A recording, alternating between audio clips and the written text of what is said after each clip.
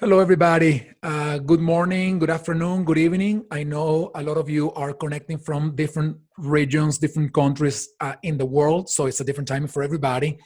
I am really happy to see you all connected. And the first thing that I want to say, especially during these times, is that I am hoping that you are all staying safe, strong, healthy, and sane too in the middle of all these circumstances that we are all going through. And as you know, in Hacking HR, ever since this crisis started, at least here in the United States, we've been doing some series of interviews with amazing people that are helping us with their voice, their message, their insights, their experience to not only go through all that is going on right now, but also they are helping us think about how to get ready for what's going to happen the day after tomorrow. So I'm very excited to see everybody here. And please let us know where you are connecting from. For those of you who always connect to the things that I do, you're going to hear me say the same thing over and over again. The reason why I do this on LinkedIn Live, it's because it provides an amazing opportunity for people to connect with each other very, very easily. If you see somebody on the chat and that person is commenting on things that you're interested in, and maybe you are agreeing on something and whatnot, it is just extremely easy to connect with that person. You only have to click on their name. It takes you to their LinkedIn profile. And if you want to connect further with that person, you only have to connect with them. So it's a very seamless process to connect with anybody when we're doing LinkedIn Lives. And that's why I love doing these sessions on this platform. So please let us know where you are connecting from and remain very engaged in the conversation, because one, you're going to be able to connect with other folks from all over the world because of the LinkedIn Live that we're doing right now. But at the same time, if we don't get too overwhelmed, if Amy and I don't go a little crazy with all the comments you're going to be making today, we're probably going to be bringing some of those comments to the conversation to see if we, how we can address them. So what a privilege for us this morning to welcome Amy Leschke Kahle, the VP for Performance Acceleration of the Marcus Buckingham Company. Amy, welcome to the Hacking HR interview series. How are you doing? I'm great. Thanks so much for having me, Enrique. I think what's going to be super fun today is we've got two engineers talking about HR. Are you an engineer too? Yes. I did not know that. What kind of engineer are you? I'm a chemical engineer. Oh my goodness. I'm an electronic engineer. And, I think our fields are very related. I think so. So what's interesting is, I can see how a chemical engineer would get into HR, but not how an electrical engineer would get into HR. I mean, that just makes no sense to me. Hey, we're trying to connect the mental wires from everybody, and that's why I got into HR. I'm just like rewiring the mental circuits. No, I'm just kidding. I think generally, I don't know if you have the same perception.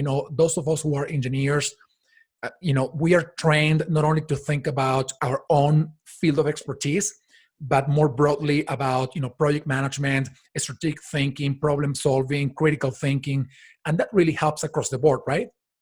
Oh, there is no doubt. Whenever folks ask me about like what career should I go into, engineering is hard, and it is, but you're absolutely right. And I always talk about, chemical engineer in HR, like how did that happen? And to me, you must not have loved, we're all about strengths at the Marcus Buckingham Company, and you must not have loved being an engineer. It's like, oh, I'm always an engineer. And to me, I think about it, if you think about HR in the world of people at work, we're solving really hard problems. Yeah. Like these are, and first of all, I don't think we're problems. People are not problems. But when we look at the complexities, and especially right now, the disruptions that are going on, like there are no answers right now. And if you think about engineering, like in a book, there's a really clear answer. There's a right and a wrong. But in the real world of work, in the real world of people at work, in the real world of engineering, there's often not one right answer. There's a whole bunch of right answers, and they're really hard problems that you can't see. I mean, that's what we do as engineers. Yeah, and that's and I think that's, at least in my view, perhaps one of the most successful traits that I'm bringing into the world of HR is the capacity to understand that we can find several ways to reach to an outcome, and some ways may take more time than others and whatnot, but they are they could be equally reasonable and optimal, right?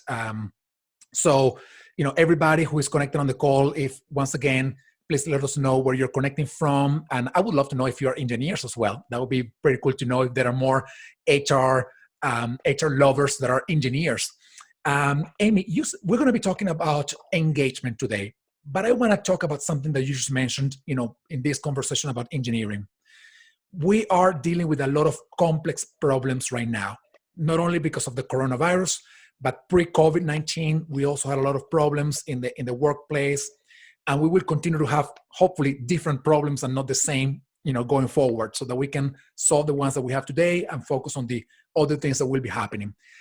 If you think about what is happening today, and as we transition through this crisis and get out of it, hopefully soon, what do you think are maybe the 2-3 most important things that HR will need to focus on, not only through this crisis, but also going forward?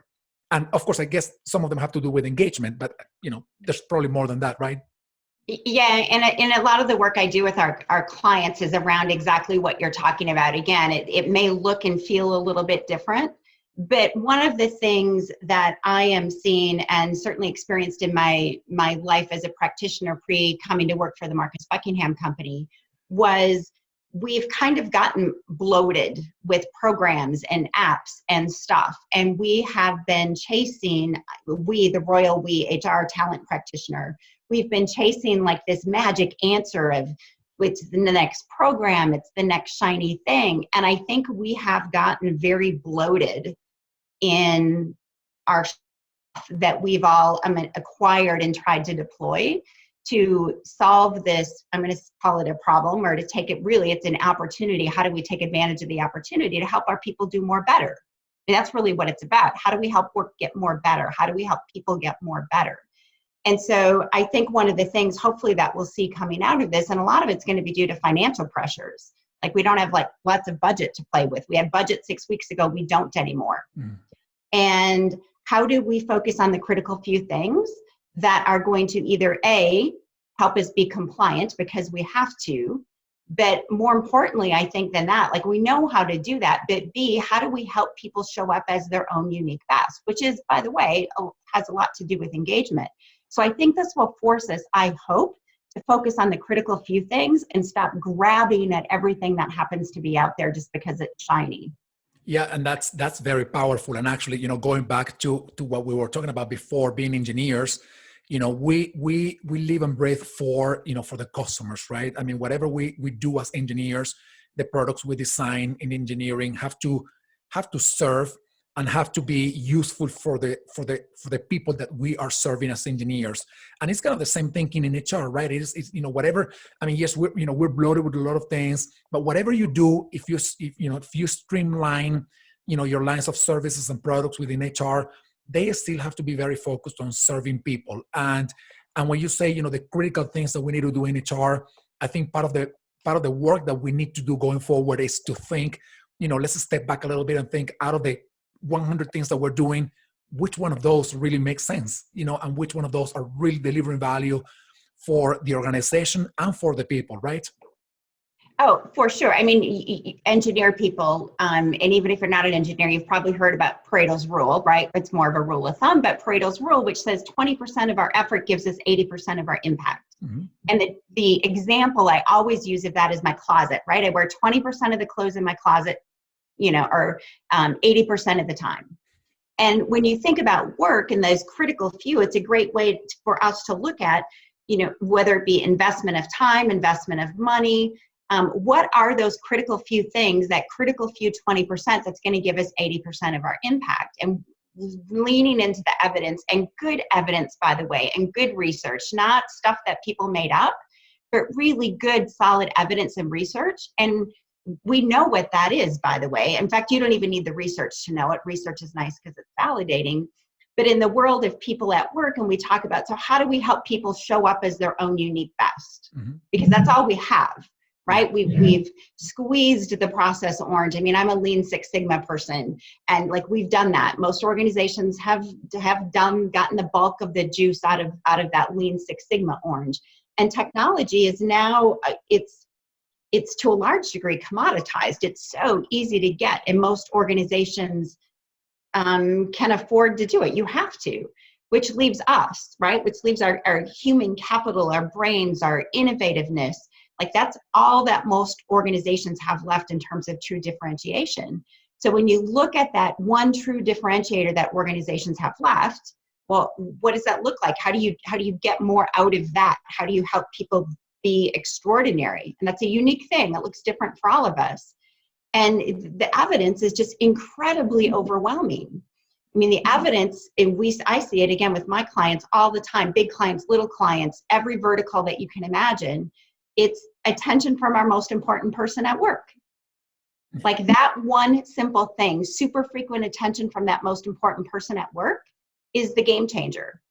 And we've kind of forgotten that. That is fantastic. And I think that talks about the new kind of leadership that will continue to succeed, because it's not totally new, but it will emerge with more hopefully more power after this crisis, right? The kind of leadership that allows people to come to work and be who they are, but also the leadership that is helping them bring the best out of them, even when they themselves don't know how to do it, right? Yeah. And it's providing that feedback, being with them, on a one-on-one basis, mentoring, coaching, and to bring the best out of everybody. And I'm I don't know. I'm guessing you have a lot of calls every day now, and I think this crisis has allowed us to be more authentic. And now you have people, they have the kids running around at home when they are at work, and that may not be generally ideal, but that's who we are, right? I mean, it's the kids running around, it's the dog, barking in the background, it's the cat. I've seen people like, their cats jumping on the desk as they are doing, sessions, and that's who they are, and that's part of their entire self. And I think it's powerful to, let them sort of, express that voice, authentically.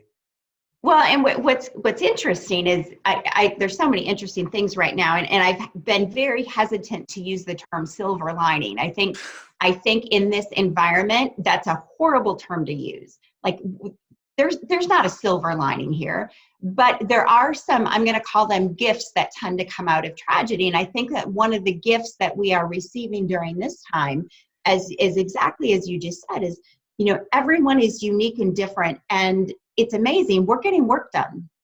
Yeah.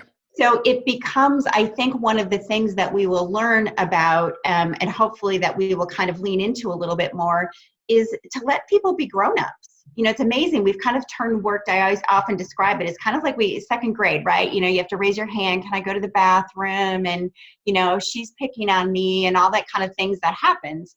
But we're all a bunch of grown-ups. And a lot of us are managing to get all kinds of amazing work done in very disruptive, very stressful times, and doing it in a way that we perhaps never even thought that we could 5 or 6 weeks ago. Yeah. So if we let people be themselves, and we're not saying, by the way, that you don't have work to get done, you absolutely do, but doing that in a way and giving people a little bit more of freedom, a little bit more flexibility, a little bit more for them to make their own decisions about how they get work done. It's not so much about the hours.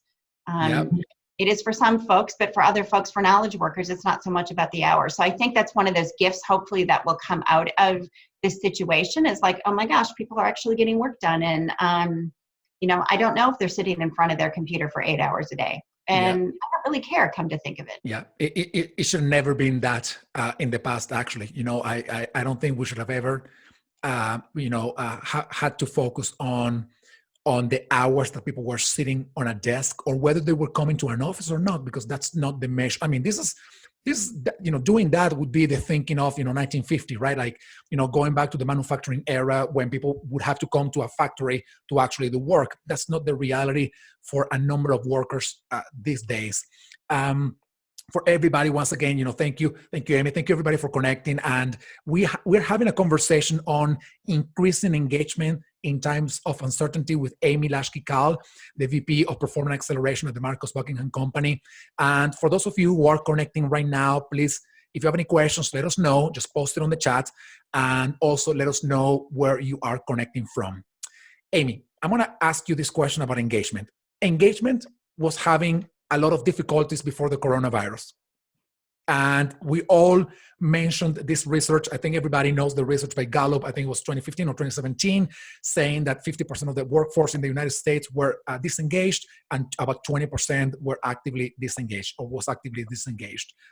So if in times of normalcy, we could not fix the engagement issues that we were going through at that time, what can we do today to fix those problems that we had before, but now adding the extra layer of the complexity of the crisis that we're going through right now?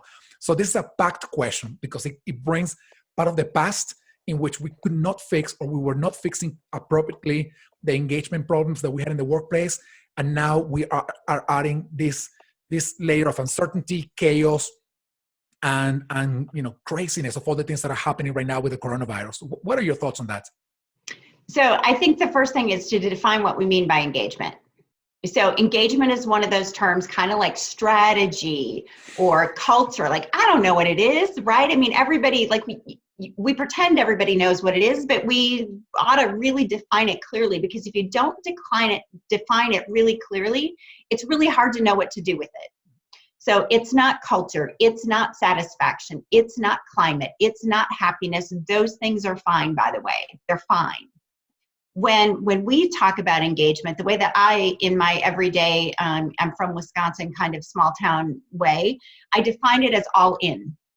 And we know that from the research, by the way, it is the emotional precursors to extraordinary work, to being all in. So what are the conditions that I need to be experiencing as an employee to be all in at work? And it's an extreme. It's not a kind of sort of, sometimes I feel fine, but there's this extremeness to it. And so when we measure it, we use a metric called percent fully engaged. What's the percentage of your employees who are all in? So I think that's the first thing, is what the heck are we talking about? So we're talking about this extreme emotional experience at work when I feel all in. And you're right, I think part of our challenge as practitioners, and I think talent practitioners, we're stewards of our organization's talent. Part of our challenge has been, again, we've kind of been grabbing at all these things. We've done ping pong tables, and we've done open office, and we've done not so open office, and we've done surveys and focus groups and all these things. And some of those are nice, and some of them are just, quite frankly, I don't know, I'll be super transparent. Some of them are just a waste of time and a waste of energy and a waste of money for a lot of organizations. So if you look at the research and you're really clear about what do we do about it, the one thing that moves the needle on engagement most, there's lots of things, but the one, that Pareto's rule, that 20% that gives you your 80, it is attention from your most important person. It's attention from your team leader or team leaders if you happen to have more than one. And the attention is not like big, complicated, fluffy, coachy, although that's super nice attention. It's super frequent attention about near-term future work. And hopefully from that strengths-based lens that says, I see you for the best of you. I see your uniqueness. And the frequency is every week. So it's like a metronome, it's this. Every single week. What are your priorities? How can I help? What are your priorities? How can I help? And it's super light touch. And so the solve for this thing called engagement, if you will, or how do we take advantage of that opportunity? Because people are opportunities to be accelerated. We're not problems. No one's broken. We're opportunities. So how do you take advantage of that opportunity? I help you do more better. And that happens most through attention. If we weren't talking about work right now, I would say that happens through love, but at work we feel funny saying the L word. So we call it attention. And that magic super light touch frequency, or what are your priorities? How can I help? What are your priorities? How can I help? Is the thing that we have found. Number one, it's what the best leaders do. And it's easy for those of us who are not best leaders to replicate it. I can do that. Not a great team leader here, even though I've been in this business for a long time. I'm not a great team leader, but I can sure talk to my people every week and say, hey, Fran, hey, Kelly, what are your priorities? How can I help? I can do that.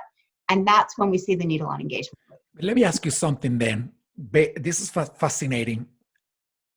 There's always a group of people, the outliers, the extreme, performers, and the people who are, I don't know if by nature or what the reasons are, they are disengaged. They just have to come to work and, they don't like it. But those are the outliers. Those are the small percentages, right? Most people come to work to find meaning, to find, happiness, to give the best out of themselves. They don't come to work to be lazy. They don't come to work to just be told what to do, but to unleash, to be all in and to unleash their creative power and their talents. Something happens in the workplace, though, that is preventing them from doing so. So it is like, you come happy to work and you're like, today is going to be my best day. I'm going to go all in. And then you come to the office and something is happening. And, that halo of like, I can do everything disappears. So if, or when you say that engagement is people, going all in and sort of is the precursor of extraordinary. And to make this happen, leaders have to be, giving their attention to people. Is engagement then a problem that only happens because of leaders and because of leadership?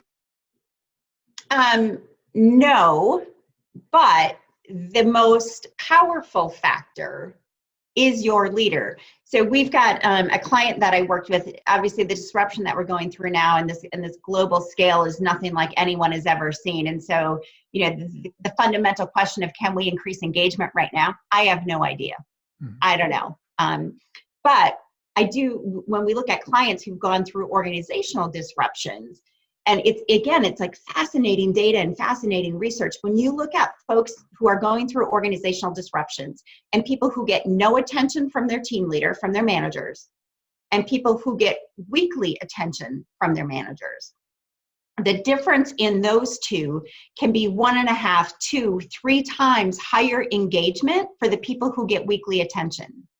So, resilience right now, for example, is a super hot topic, right? Everybody's talking about it. Disruption, how do we power through? You know what? The answer is the answer that we have known for all of mankind. I mean, the number one thing that moves that needle, that sustains us, that builds resilience is frequent attention from our most important people. At home, it might be who you're quarantining with. It might be a spouse. It might be a best friend. It might be a parent, a child. I don't know, right? It's that when times are tough, it's more important than ever when we're at home that we hear I love you really frequently. Once a year doesn't cut it. Like a once a year performance review doesn't cut it. Sorry, that's not it. It's super frequent I love yous. At work, it's super frequent attention. It's what are your priorities? How can I help? By the way, that's a great question to ask those of you who have kids at home. I would do it even more frequently than once a week. Dial it up during times of high disruption, right? What are your priorities for learning this week? How can I help? At work, it's what are your priorities at work? How can I help? And oh, by the way, I would absolutely throw in, how are you feeling right now? How are you doing? Like really, how are you doing? So that frequent ritual, like embedding that into the fabric of how people do work as the most important ritual. It's not goals, it's not focus groups, it's not any of that stuff. You feed the human heart, we feed the soul, and you do that through attention. And that simple thing, double down on that, pause everything else, just go do that. That is amazing. And I want to ask you now, we have a number of questions from the audience, and I'm going to try to bring some of those questions later to our conversation. I want to focus a little bit on the importance of leaders and leadership to increase engagement in times of crisis or not. So I want to ask you a two-part question. The first one is for those leaders who have never sort of either thought about this in the way you're putting it right now, as them being responsible to give that kind of attention that unleashes, the all-in kind of, engagement at work. What's your message to them? How can they start the process of now thinking, all right, I now understand that it is, my responsibility to help people, give all or come all in to work. So that is one part of the question. And the second part of the question is whether leaders are, promoting engagement at work. We are now going through, a time of disruption and uncertainty like we have never, like you said before, like we have never seen before. So what is your message then for those leaders that are trying to keep their organizations surviving through this crisis? How can they focus on engagement when they have to be basically every day thinking about, will they be, around the day, tomorrow or next week? So it's a two-part question in there. Yeah, I think there's a couple things that are important to acknowledge as we talk about leaders. First of all, most of us are reluctant leaders. And unfortunately, us talent practitioners, HR folks, I'll call my own baby ugly, made this assumption that everybody wants to be this wonderful leader and this people leader, and isn't like we all want to do that. And the reality is no, we don't. Like, leading people is hard. Most of us become leaders because we want more money and a job title. So we're very reluctant at what we do. So if you approach this thing of, and by the way, there are folks who are amazing leaders who have always wanted to lead people, and they do, they're great at it. We should over-invest in that part of them. But for the rest of us, not my dream to be a people leader. My dream is to do amazing work and the work that I love. So I think we need to acknowledge that. And again, not overcomplicate and over-engineer this thing of leaderiness. So what we know, again, from the research that we were just talking about, and this holds true at an org level as well as at a team level, is that one of the keys that we do need to overinvest in is frequency. And frequency of communication, frequency of attention.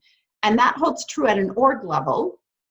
So if I don't hear from my organizational leaders for 2 weeks about what's happening during this time of high disruption, I'm probably going to make it up in my head what's going on.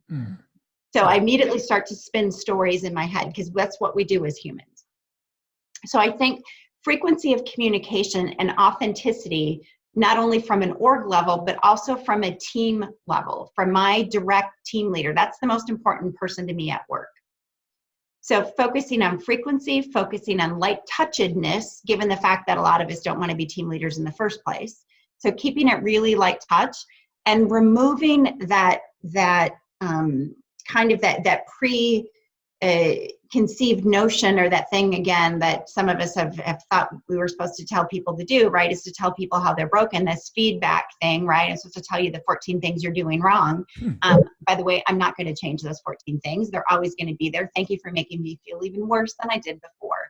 So if we can help, I'm not saying there's not derailers we need to address, but if we can help people go, it's funny, my boss, Marcus Buckingham, who's absolutely amazing, has been doing this series on Instagram it's I see you, I love you. And just talking about strengths and helping people to kind of reconnect with that notion of your own uniqueness. And I think I see you, I love you starts with I see me, I love me. Mm-hmm. And so whether you're a leader or an individual contributor, and again, we see this in the data, by the way, that me taking a moment every single week, you see the gratitude research, maybe you've had folks on that have talked about gratitude, that me just taking a couple minutes every week to go, what did I work on this week? What activities did I love? Just that short moment increases the needle on engagement. So we talk about attention from team leaders, but honestly, it kind of starts with attention from ourselves and giving ourselves just permission to be a little bit selfish in that way, and not selfish at the expense of others, but selfish in service of others. That's like the oxygen mask in the airplane. You yes, can't help others, absolutely. you are not able to help yourself. For sure. So as we think about this big giant topic of leaders, how do we help build better leaders? We help build better leaders by focusing again on those critical few things. And at an organization level, it's about frequency. The mechanism is frequency. The modality is frequency. The modality, by the way, doesn't have to be face-to-face or even real-time, we found in our research. And interestingly enough, I've had a lot of folks ask me about this, about people working from home. We know from our research from the ADP Research Institute that working from home, people being remote, is not a barrier to engagement.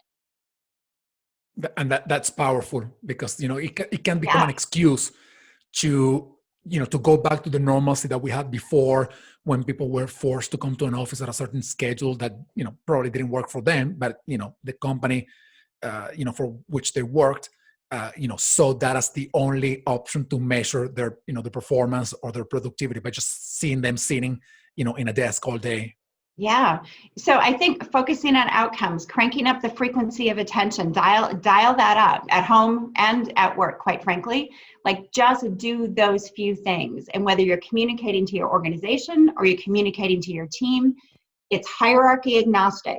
CEOs need to be communicating with their direct reports just as frequently as the rest of us do. And then pause everything else, kind of just put everything else to the side and do those critical few things. And that's how we see the needle on engagement move. Now, whether, back to the original question and the kind of the title of this today is, how do we increase engagement during times of high disruption? Honestly, we might not be. Like it might not, most organizations right now, we're just trying to get through. Yeah. And there's a lot of uncertainty. And I think we need to be okay with that. I think we need to be careful of over-promising. You've seen the list, right? You do this, follow these 10 steps and everything will be grand. Maybe not so much right now. So I think that's okay, that acknowledgement of, even if you've got healthy family members, even if things seem to be okay, even if you feel secure in your job, I can't imagine there's anybody who doesn't have that little voice in their head going, really? Is it really going to be okay? And I think we should acknowledge that and be okay with that. Yeah. No, that's powerful. I want to ask you one question before turning over to the audience and bringing some of their questions. The role of HR, and again, I know that we're going through times of disruption and uncertainty, and very often HR right now is extremely busy with talking to people and making strategic decisions about, how to keep the company afloat, and, things that are very complicated by nature.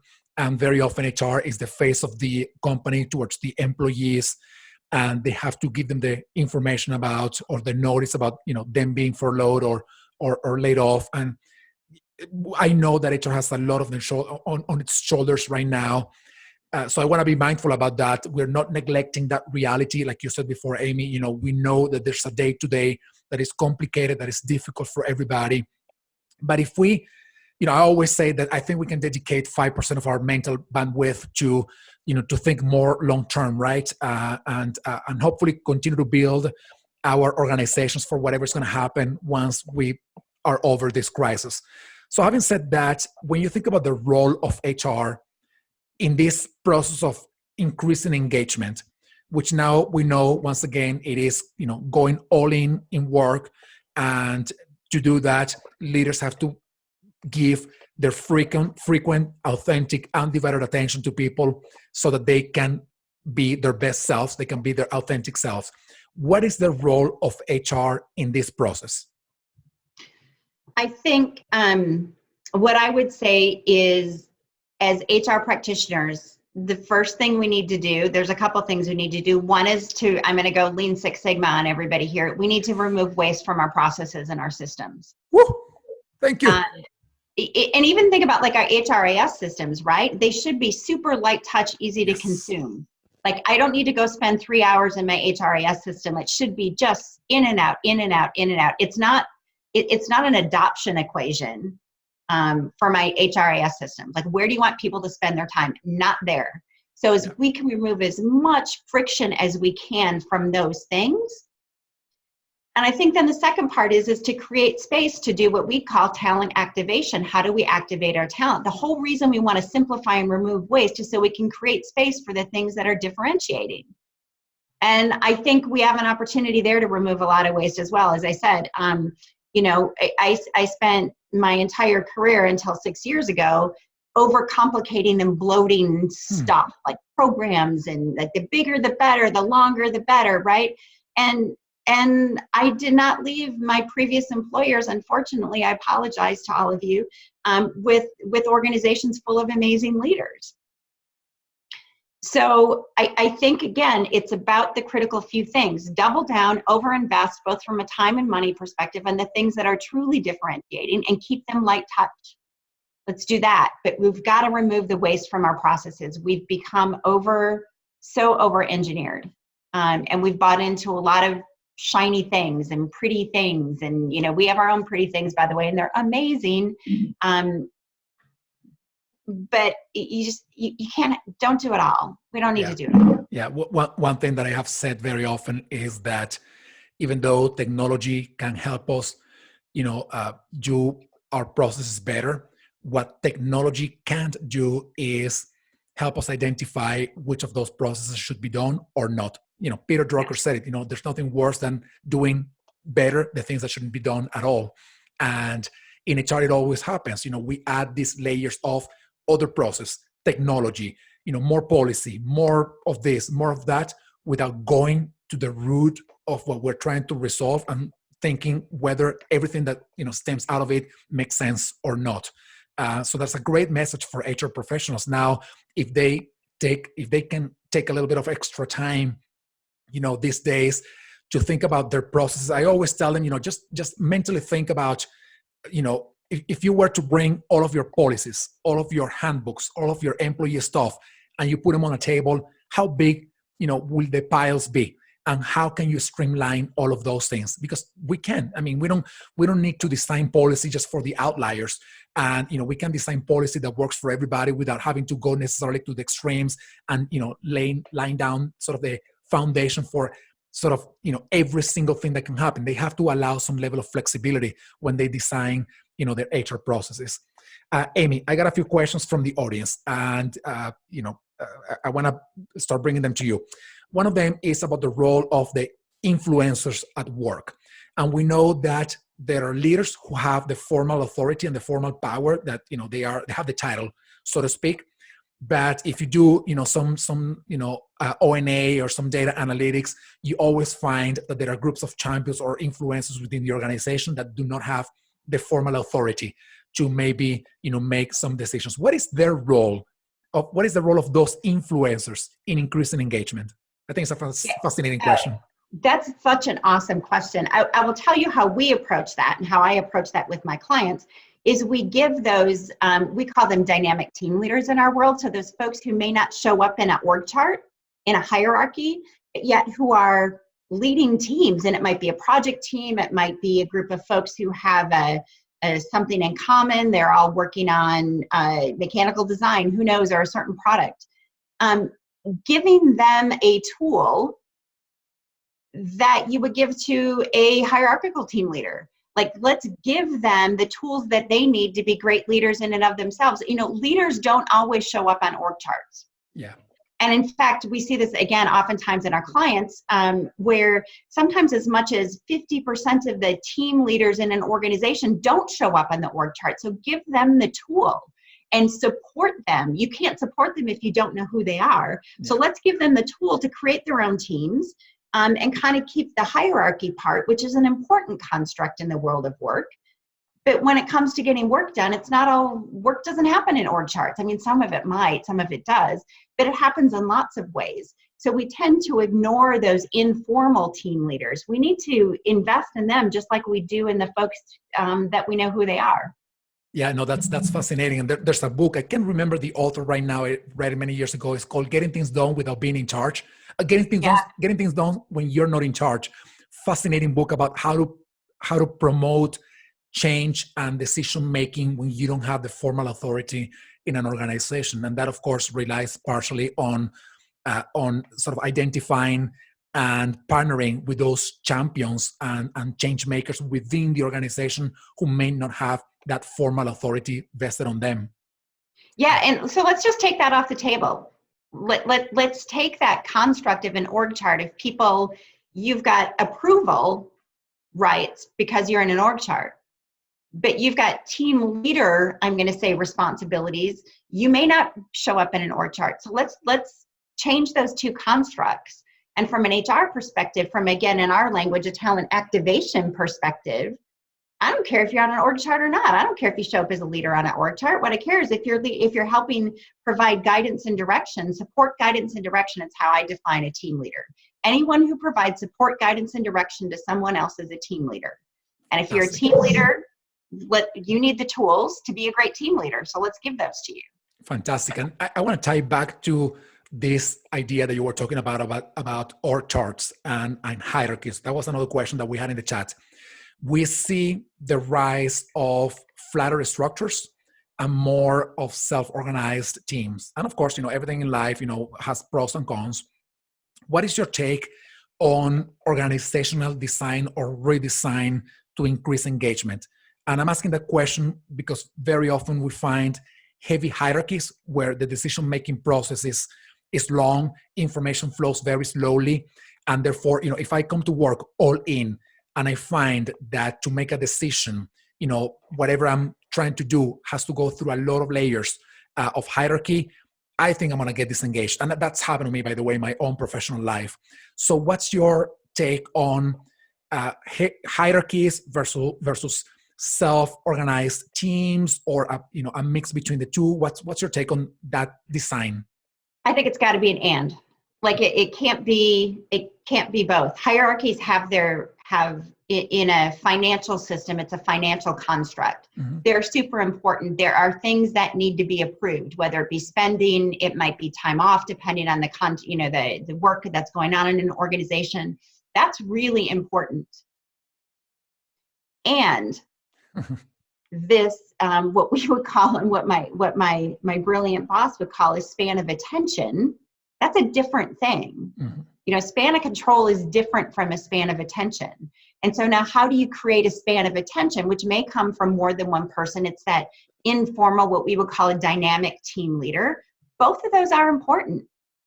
And so it's got to be an and. You've got to figure out inside of your organization. Again, it's the work that I and my team do all the time, is how do you make it an and? It's not an or, it's an and.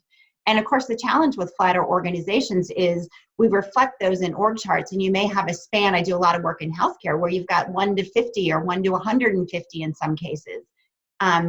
You can't pay attention to 150 people. Like, you just can't. And because we know that frequent attention is the secret sauce to engagement, you've got to create some other construct to be able to provide that more frequent attention to people. That is fantastic. That is fantastic. And I of course, I am very much into the agile approach to everything. Something that I am bringing back from my engineering brain. And I'm always more inclined to believe that self-organized, flatter structures will provide more value than heavy hierarchies. I do know that there's always going to be somebody who will have some level of added accountability versus everybody else. And that already becomes a little bit of a hierarchy, whether you have a title or not. But I am hoping that, one thing that is very difficult in these circumstances or any other set of circumstances is to think that one size solution could fit every company. For some companies, the self-organized, flatter structure, very agile can work. Maybe small startups that are tech-oriented, maybe for them, this self-organized structure could work. Maybe for other organizations that need to run heavy financial processes, maybe for them, having some level of hierarchy together with some self-organizing at the bottom with teams could work. But I think that what happens here is that we need to acknowledge that every company is different, every industry is different, every HR function is different, and they have to find out what's best for them. And I think that's the most powerful thing that they could do, find out what's best for them and rely on the research, like you said before. Amy, as we're getting closer to the end of our conversation, I want to ask you, how do you think engagement, I know you said engagement is going all in, but we have to measure that, right? And we say, 70% of the people are disengaged. And we did that through some questions, surveys that we ran before, based on a different reality. Going forward, during and after COVID-19, how do you think we're going to be able to measure whether people are engaged or not? Well, I mean, we have items that we developed, that our research institute developed, and again, our founder of the Marcus Buckingham Company, which is part of ADP, developed and has been using for years. And they are written in such a way that, again, I often define it as the emotional precursors to extraordinary work. What are those experiences that I need to have that are going to be most predictive of extraordinary work? And we break them into two chunks. We's, that experience I have with the bigger organization, and the me's, my own personal experience. And we use 8 items. And we found them to be incredibly powerful with our clients, and that's why we keep using them. And I think there's a couple important things, whether there are 8 items or other organizations, what they may use is there's not 27 things. There's not 100 things. Well, there are, but it's the law of diminishing returns, right? I mean, the further down you get in the power curve, if you will, who cares? Like, it's just like, it doesn't make enough of a difference. So focusing on, again, those critical few things, leaning into great research. There's lots of research on engagement out there. Find your reputable source, and whether it's with a vendor or academic institution or whatever. But those critical few things, and we often get stuck in, I know I certainly did, in the, oh, this is super interesting. As long as we're asking, we should ask this thing. No, like, don't do that. If you want to ask a satisfaction survey once a year, that's fine. But you should be measuring engagement, and particularly now in times of disruption, you should be measuring engagement super frequently. Mm-hmm. And I'm going to go like every 4, 6, 8 weeks. Normally we recommend quarterly, but things are changing quickly. Yeah. The other thing I think with measurement, Enrique, that's really important is we know that engagement happens in teams. Engagement happens most, like the secret sauce is between a team leader and a team member. Work happens in teams, engagement happens in teams. The most important relationship is a team leader, team member. We need to flip our construct of engagement upside down and go, engagement happens in teams, give the data to the team leader. And like right now, engagement should be a tool for the team leader to see into how their team is experiencing work. It should not be a target for the organization. Engagement should be a tool, not a target.